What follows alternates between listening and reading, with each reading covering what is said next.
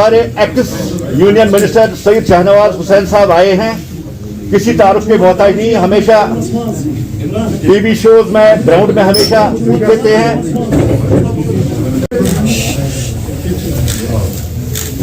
श्रीनगर आया हूं। लोकसभा के चुनाव के वक्त में मैं श्रीनगर आया था और चुनाव के बाद परिस्थिति बदली। जब कश्मीर से कन्याकुमारी तक एक है, धारा 370 खत्म हुई, उसके बाद पहली बार घाटी में आने का मौका मिला है। आबो हवा बदली बदली सी नजर आती, बदले बदले से सरकार नजर आते। अब आबो हवा में डेवलपमेंट की खुशबू आ रही। यहाँ की आवाम की हमें फिक्र है। जम्मू कश्मीर की आवाम से भारतीय जनता पार्टी मोहब्बत करती है। हम चाहते हैं कि जिस तरह देश में डेवलपमेंट हो रहा है, जिस तरह आंध्र प्रदेश में, बिहार में, यूपी में, गुजरात में डेवलपमेंट हो रहा है, उसी तरह का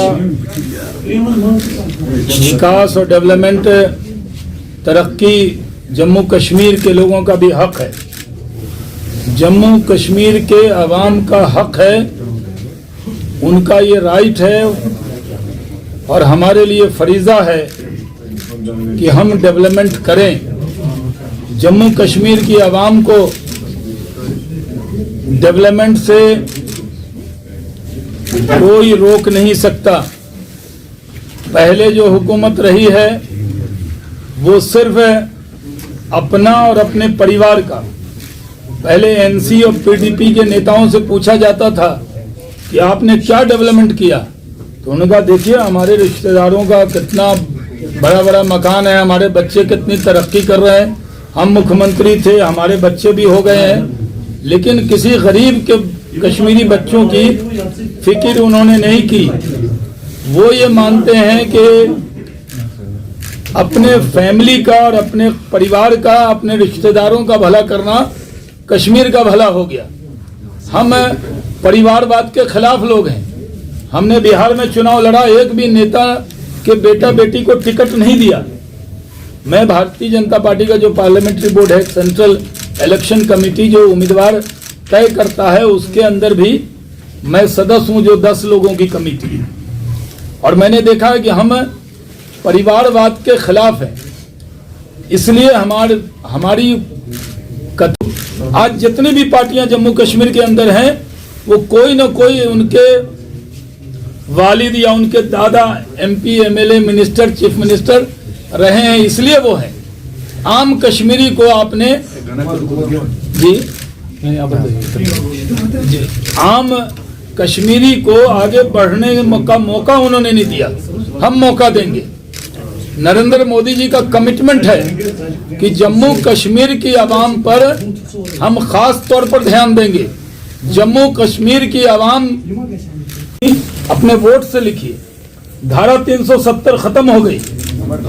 जिस तरह हम ये मानते हैं कि किसी की मौत होने के बाद वो कब्र से जिंदा नहीं लौटता, धारा 370 कभी नहीं लौटेगी। ये बात एकदम सही है, इसमें कोई शक की गुंजाइश नहीं है। जो गुपकार गैंग है, गैंग तो हमारे यहाँ बिहार झारखंड में वासेपुर गैंग देखा होगा आपने, वो गैंग ऑफ वासेपुर। ये जो गैंग ऑफ गुपकार है, जिन्होंने सिर्फ अपना और अपने फैमिली का भला किया, अगर कश्मीरियों का भला किया होता तो आज उनकी मकबूलियत होती। आज उनकी मकबूलियत नहीं है। आज वो खुल के कश्मीर में घूमने की हालत में नहीं है। जनता सवाल पूछना चाहती। 3 पीढ़ी सबकी सरकार में रही है, हुकूमत में रही, क्या किया आपने? इसलिए मैं आपके सवाल के जवाब से पहले ही कह दूं, जो ख्वाब दिखा रही हैं महबूबा, जो ख्वाब दिखा रहे हैं फारूक अब्दुल्ला, वो ख्वाब पूरे होने वाले नहीं है। मान लीजिए मेरे वालिद का इंतकाल हो गया और मैं अपने बच्चे को कहूं बेटा दादा आएंगे, तो दादा नहीं आएंगे। कोई कब्र से जिंदा नहीं होता। 370 भी दफना दिया गया है, अब ये कभी नहीं लौटेगा।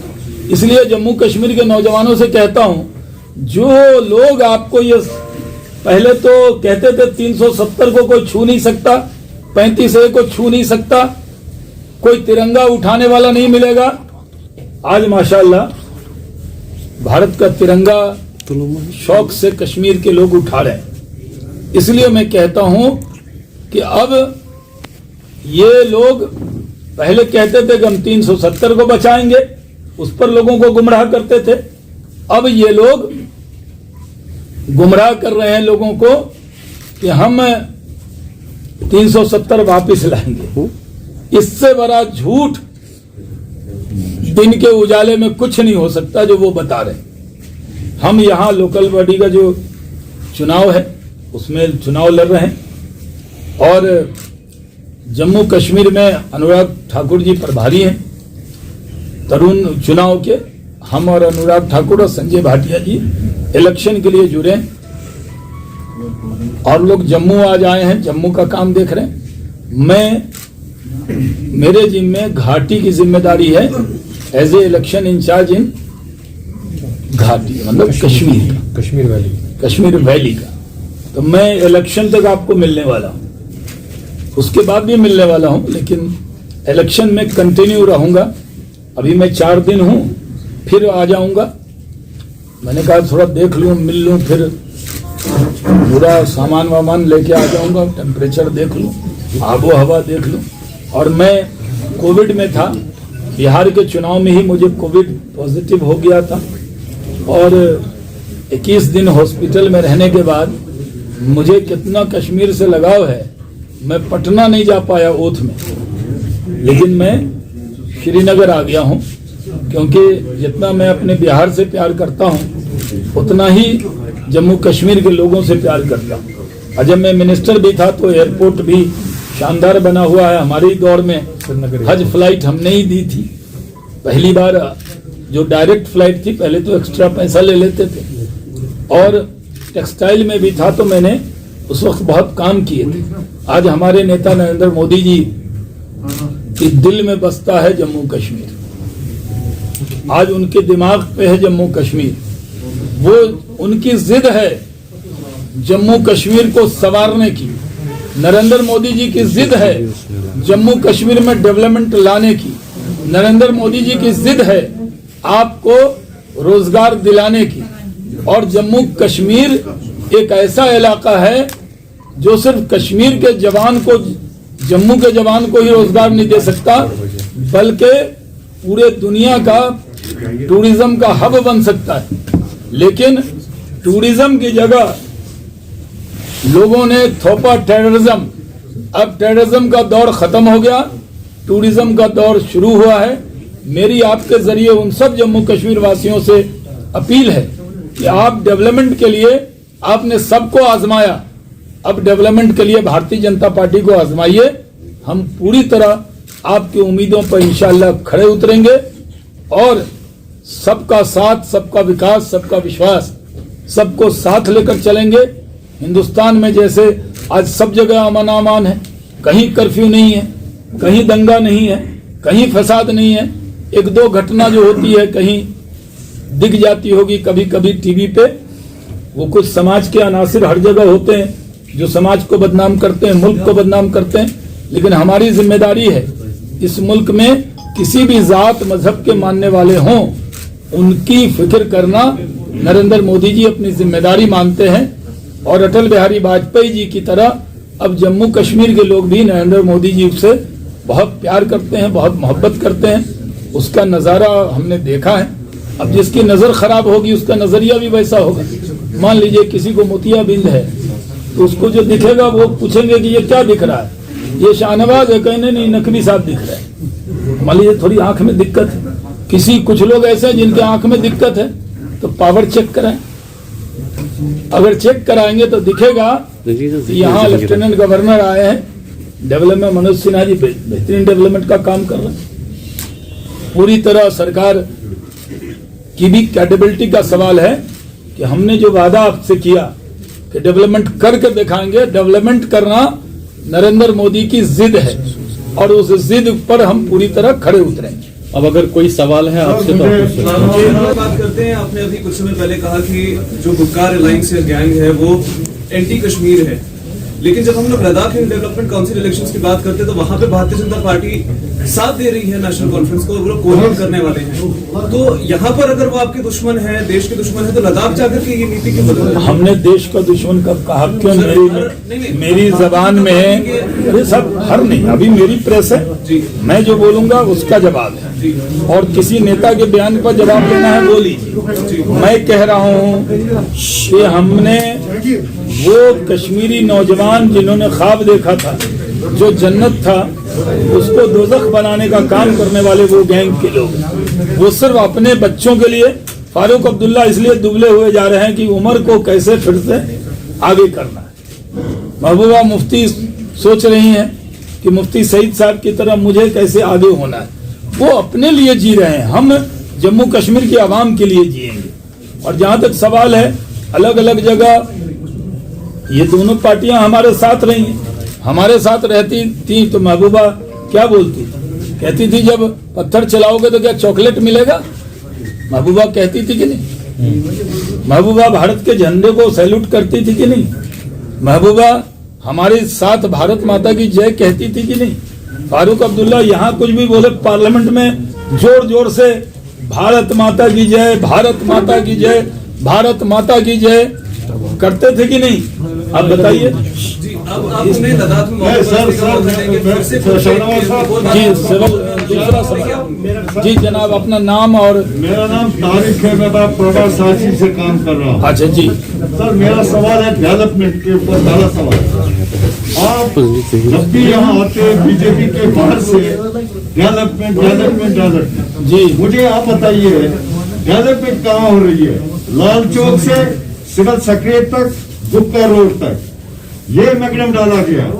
मुझे बताइए, आप राज्यपाल चलिए, मेन सर क्वेश्चन है कि भाषण है? आप वहाँ देख लीजिए वहाँ क्या है, बिल्कुल फंसा रहा है जी। आप दूसरा सवाल, अरे साहब दो सवाल में तो और लोग क्या करेंगे? चलिए सर, एक एक कर दीजिए या आप जोड़ दीजिए एक बार सप्लीमेंट। मेरा ये सवाल है सर, मुझे ये बताइए आप यहाँ का जनाब, यहाँ से वहां तक नहीं, महबूबा के घर से उमर के घर तक नहीं, बल्कि यहाँ से लेकर बॉर्डर तक हर जगह, गरीब अमीर के घर से लेके गरीब के घर तक, गरीब के घर से लेके अमीर के घर तक हम बराबर की नजर से देखेंगे, हम डेवलपमेंट करेंगे। लेकिन बीच में कुछ दिनों जब ये सब काम शुरू होने वाले थे तो कोरोना आ गया। कोरोना की वजह से आपको पता है कि बहुत सी जगह 8-9 महीने से तो बहुत से 1 साल से काम ही सब रुका है। यहाँ पहले ये जो गुपकार गैंग वाले हैं, ये जो अभी आए हैं बाहर और फिर डिस्टर्ब करने लगे, ये भी अंदर थे 6 महीने से, ये भड़का रहे थे।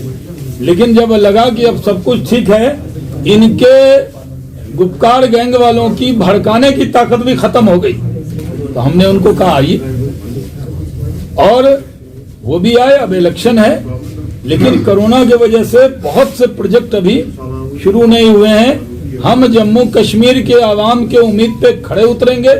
डेवलपमेंट डेवलपमेंट डेवलपमेंट, विकास विकास विकास, तरक्की तरक्की तरक्की, यही हमारा एजेंडा है।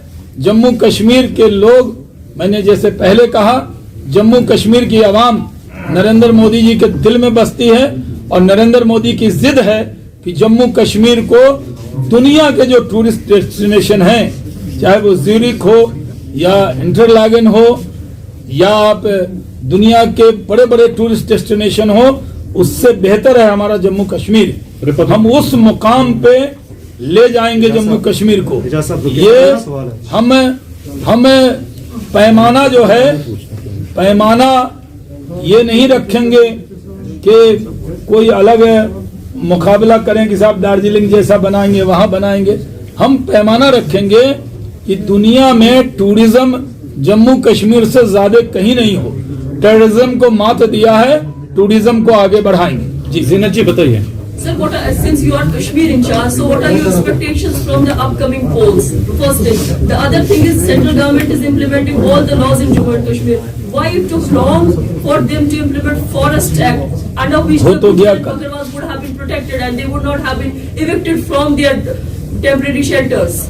नहीं, देखिए, हम लोगों ने पहले ही कहा कि सारे कानून लागू हो गए। जहां तक फॉरेस्ट एक्ट है वो भी अब लागू हो गया, क्योंकि ये सवाल अगर 4 दिन पहले आता तो जरूर सवाल बनता।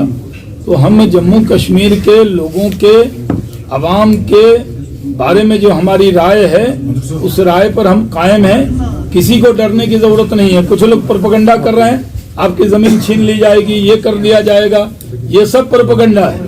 कोई, मैं जिस डिस्ट्रिक्ट का रहने वाला हूँ, तो हमारे यहाँ जो भागलपुर इलाका है वो बड़ा जरखेज है। वहाँ की रेशम बहुत मशहूर है, वहाँ का चावल बहुत मशहूर है, वहाँ के खेत से खुशबू आती है, वहाँ एक कतरनी का चावल होता है। कहाँ कोई आप जाके वहाँ का चावल की खेती कर रहे हैं?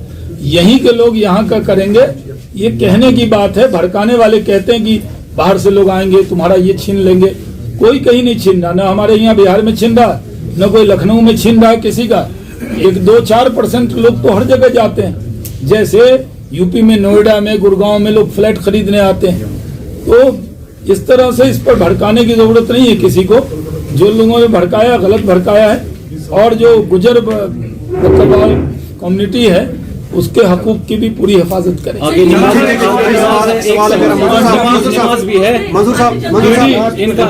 डीडीसी पोल में मैं कमल खिलाने आया हूँ। मेरी मिसाल है कि 67% मुस्लिम आबादी वाले कॉन्स्टिट्यूएंसी में, किशनगंज में कभी बीजेपी नहीं जीती, न मेरे पहले न मेरे बाद। मैं ही वहां गया था। जब लड़ने भी गया तो लोग कह रहे थे क्या जमानत बचेगी, क्या डिपॉजिट बचेगा, लेकिन मैं जीत गया वहां से। वहां कमल खिलाया। तो यहाँ मैं आया हूँ, तो इंशाअल्लाह यहाँ भी मोदी जी के डेवलपमेंट, मोदी जी के नाम पर, डेवलपमेंट के नाम पर कमल खिलेगा। और हम वैली में भी बहुत सारे कमल आपको खिले हुए दिखेंगे। For putting Congress on defensive mode, because when we talk about JKPCC, they clearly said we are part of Gupkar alliance. But when Amit Shah tweets, they just twisted the whole scenario and say we are not part of. Mehbooba continuously blamed BJP for putting Congress on defensive. देखिए, कांग्रेस कितना डरती है हम लोगों से, कांपने लगती है। मोदी जी, अमित शाह जी का नाम सुनकर रात में जग जाते हैं ये कांग्रेस के लोग। ये लोग बड़ी बड़ी बातें करते हैं। और जब अमित शाह जी ने कांग्रेस के चेहरे से हिजाब हटा दिया, तब कांग्रेस गुपकार से भाग गई। पहले तो गुपचुप तरीके से गुपकार की पार्ट थी। अब कांग्रेस कह रही नहीं, हम नहीं है। क्योंकि कांग्रेस को डर लगता है कि यहाँ गुपचुप तरीके से अगर गुपकार अलायंस में गई, गुपकार गैंग में गई, तो फिर कांग्रेस का नाम, कांग्रेस आई नहीं, कांग्रेस गुपकार हो जाएगा। और पूरे मुल्क में कांग्रेस डर के कांग्रेस मोहब्बत में नहीं हटी है।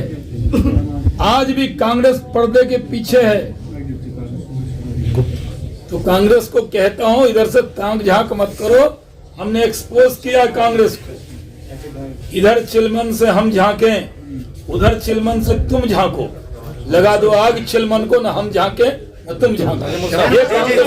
एक सवाल है शाहनवाज साहब, आप जैसे आराम से कीजिए ना। जी बारी नहीं मिल रही है सर। कोविड से आए हम। जी सर, कोविड से सभी सर यहाँ पर आए। जी नहीं, मैं हॉस्पिटल से। मैं बसाती खुद सर, मैं भी इससे सर सवाल है, आप भारत के जो होम मिनिस्टर है उनका ये कहना है, और आप भी ताबीर कर रहे हैं, जो यहाँ की इस टाइम पे अलायंस है उनको आप ताबीर कर रहे हैं गैंग के साथ। तो यहाँ पर जो बीजेपी है डीडीसी चुनाव में किसको अपोजिशन की नजर में देखते हैं? वन, और जहां पर आप डेवलपमेंट का उदाहरण देते हैं सर, आप एक कैंपेन चली थी पूरे भारत में आत्मनिर्भरता के नाम से। आत्मनिर्भरता के नाम पर, तकरीर है सर, आत्मनिर्भरता के नाम पर self help group of engineers था यहाँ पर एक ग्रुप, जो अपना काम करते थे, लेकिन उनको डिसबैंड कर दिया गया। इस बारे में सर आपका क्या कहना है? ये पहली बात तो ये है, कांग्रेस कहीं रहे न रहे, बिहार में लड़े 70 जीते 19, गुजरात में लड़े 8 रिजल्ट आए 0। ऐसे तो कांग्रेस जिस जगह बैठेगी, जिस डाल पे वो डाल सूख जाता है। तेजस्वी के लालटेन पे बैठ गई तो नीचे से तेल निकल गया, पानी भर दिया कांग्रेस ने उसमें। तो कांग्रेस कोई जीत की गारंटी नहीं। हिंदुस्तान की सियासत में कांग्रेस हार की गारंटी है और हिंदुस्तान की सियासत में नरेंद्र मोदी जीत की गारंटी है। राहुल गांधी हिंदुस्तान की सियासत में हारने में उनसे कोई मुकाबला नहीं कर सकता, लगातार चुनाव हारते हैं, और जीतने में नरेंद्र मोदी से कोई मुकाबला नहीं कर सकता। हमारा मुकाबला किसी से नहीं है, हमारा मुकाबला है तरक्की के साथ है, वो हमारे साथ हैं, जो बर्बादी के साथ हैं वो अलग है। तो हम तरक्की के साथ हैं, डेवलपमेंट के साथ हैं, विकास के साथ हैं, जम्मू कश्मीर की आवाम की खिदमत करना चाहते हैं। आपने सबको मौका दिया है। ये लोग जो आपको वड़गला रहे हैं 370 हम वापस लाएंगे, ये झूठ बोल रहे हैं। एकदम यकीन कीजिए, मैं हाजी भी हूँ, हजरत नसीरुद्दीन चिराग दहलवी के खानदान से निस्बत रखता हूँ। मैं पूरी जिम्मेदारी से खुदा को हाजिर नाजिर मानकर कहता हूँ कि 370 वापस कभी नहीं आएगा। ये जो कह रहे हैं ये गलत कह रहे हैं। मैं जम्मू कश्मीर की आवाम को, खासकर नौजवानों को कहना चाहता हूँ, हम भी नौजवान हैं। हिंदुस्तान की सियासत में सबसे कम उम्र में कैबिनेट मंत्री बनने का रिकॉर्ड मेरे ही नाम है। मैं किसी, और मैंने डॉक्टर करण सिंह का आपने अभी फरमाया बीजेपी का पूरा ये नैरेटिव भी है कि 370 जो हटाया गया उसको लोगों ने यहाँ एक्सेप्ट किया, ये आपका कहना है? जी जी, एक्सेप्ट कर लिया। अगर इस इलेक्शन में बीजेपी की हार हो जाती है, क्या आप ये समझे कि लोगों ने 370 का जो फैसला था वो नहीं माना है? क्या इसे रेफरेंडम के तौर पे मान सकते हैं जैसे कई लोग कहते हैं? नहीं, ये कोई रेफरेंडम नहीं है, ये लोकल बॉडी चुनाव है। ये डेवलप गाँव का विकास, मोहल्ले का विकास, ये देश के विकास पे नहीं है। जो पाकिस्तान समर्थक लोग हैं जो चुनाव होने नहीं देना चाहते, सबसे बड़ी बात तो ये है कि जो लोग 370 के नाम पर कुछ भी मानने को तैयार नहीं थे, आखिर महबूबा लड़ रही ना चुनाव, तो एक्सेप्ट किया ना। 370 खत्म होने के बाद चुनाव में आई। फारूक अब्दुल्ला साहब ने एक्सेप्ट किया ना कि 370 खत्म हो गया, नया कानून है और चुनाव नए कानून में चुनाव में आए। तो ये जो गुपकार गैंग है उसने भी मान लिया है कि 370 खत्म हो गया, और लोगों को वरगलाने के लिए वो तरह तरह का बयान दे रहे हैं। कभी फारूक साहब माँ भारत माता की जय, कभी भजन कीर्तन भी गा लेते हैं दिल्ली में एकदम मस्ती से, देखा होगा आपने वीडियो। और यहाँ पे आके दिल्ली में जबान कुछ, कश्मीर में जबान कुछ। आजकल सोशल मीडिया का जमाना है, जो अब मैं यहाँ बोलूंगा ये पटना में भी जो लोग सुन रहे हैं, इसलिए सियासत की बात किया बता दीजिए जी। तो सवाल कर लिया उत्तर प्रदेश में लव जिहाद के खिलाफ अरे लव जिहाद कहाँ हो रहा है? आप वहाँ की बात कर रहा हूँ। बीबीसी चुनाव में लव जिहाद कहाँ से आ गया? नहीं, वहाँ आपका क्या टेक है? आपसे ज्यादा कोई इसमें बोल नहीं सकता। क्यों? मैं क्यों नहीं बोल सकता? आप बोल सकते हैं, वही काम क्या है? मैं नेशनल स्पोक्स पर्सन हूँ, दुनिया की सबसे बड़ी पार्टी का सबसे पुराना तर्जुमान। मैं जो बोलूंगा इसका मतलब बीजेपी बोल रही है, वही तो और मैं कह रहा हूँ कि यहाँ ये कोई मुद्दा नहीं है, न 370 है, न लव जिहाद है, न कुछ मुद्दा नहीं है। हम लोग तो यहाँ नहीं सर, वहाँ की बात मध्य प्रदेश में बिल आ रही है। शर्मा साहब, आपने कहा कि जो आप कह रहे हैं वही बीजेपी कहती है, तो क्या मान सकते हैं कि सब्जुडिस मैटर पे जब आप कमेंट करते हैं तो जो बीजेपी कह रही है वही सुप्रीम कोर्ट कहेगी? कौन सा सब्जुडिस?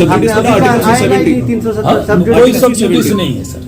मतलब सुप्रीम कोर्ट में केस ऐसे नहीं, उस तो केस लगाइए ना आप मेरी प्रेस कॉन्फ्रेंस में चले जाइए कोर्ट में, तो मेरी प्रेस कॉन्फ्रेंस बैन हो जाएगी क्या? कमाल करते हैं।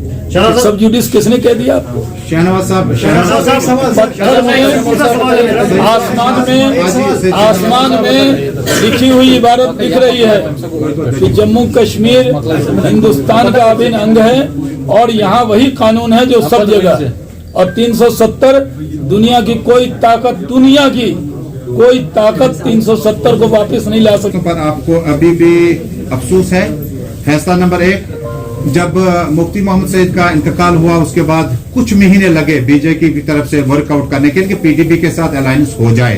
क्या अब हम माजी में नहीं जाएंगे? क्या बीजेपी को पछतावा है कि उस वक्त पीडीपी के साथ नहीं जाना चाहिए था, ताकि आज लोग एतबार करते कि वाकई ये लोग जो गुपकार को मुख्तलिफ नामों से आजकल गिनाते हैं सही है गलत है? छोड़ो कल की बातें, कल की बात पुरानी। नए दौर में मोदी के साथ लिखेंगे कश्मीर में नई कहानी। सवाल है मेरा, अगर कश्मीर नहीं लेने दीजिए भाई। सवाल है तो 4G को अभी तक बहाल नहीं किया गया। अब आप कहोगे कि सिक्योरिटी प्रॉब्लम है, लेकिन 5 अगस्त का फैसला है तो उस वक्त सिक्योरिटी प्रॉब्लम क्यों नहीं थी? मेरा तो 2G चल रहा ट्विटर अभी मैंने 4G की मैं बात कर रहा हूँ पूरा। अरे जब चाइना की बात करते वो 5G की तरफ घूम रही है। अरे चाइना का नाम मत बड़ा उइगर मुसलमानों पर जुल्म कर रहा है चाइना, और कश्मीर में एक प्रोटेस्ट नहीं हो रहा है उसके खिलाफ। भारतीय जनता पार्टी ने आवाज बुलंद किया। जम्मू कश्मीर के अंदर भी लोगों को मानना चाहिए, क्योंकि चाइना जिस तरह की जुल्म ज्यादती कर रहा है उस पर दुनिया को ध्यान देना चाहिए। आपने चाइना का नाम लिया इसलिए। और 2G देखिए, 2G आया है तो सब जी आए कि आवाम को धोखा दिया। उन्होंने जम्मू कश्मीर अपनी कुर्सी बचाने के लिए जम्मू कश्मीर के जवानों की लाश पर राजनीति की है। वो बहुत बड़े गुनाहगार हैं, उनको यहाँ कोई माफ करने वाला नहीं है। उनका गुनाह अजीम है, कोई गैंग वाले से भी बड़ा गुनाह है, क्योंकि वो अपने बच्चों के लिए जीते हैं, अपने रिश्तेदारों के लिए जीते हैं। वो सिर्फ अपने लिए जीते हैं, वो कुर्सी के लिए जीते हैं। उनके दिल में सिर्फ कुर्सी है। जम्मू कश्मीर के अवाम के साथ जो धोखा इस गैंग ने किया वो किसी ने नहीं किया। कि वो मैं पूरा डिटेल तो लेके नहीं आया हूँ कि कौन अंदर है कौन बाहर है, लेकिन किस जुर्म में है। और ये भी सही है कि मान लीजिए जैसे उन्होंने सवाल किया, आपने भी किया था कि वो पुराने आपके साथ थे, तो ये सही है कोई आदमी हमारे साथ हो, अब वो ट्रक का धंधा करने लगे, पकड़ा जाएगा तो हम थोड़ी साथ रखेंगे। जो एंटी नेशनल होगा, जो लोग हमारे साथ रहते हैं तो भारत माता की जय कहते हैं, और अलग होते हैं तो अलग बयान देते हैं। इसलिए जो लोग भी शामिल हैं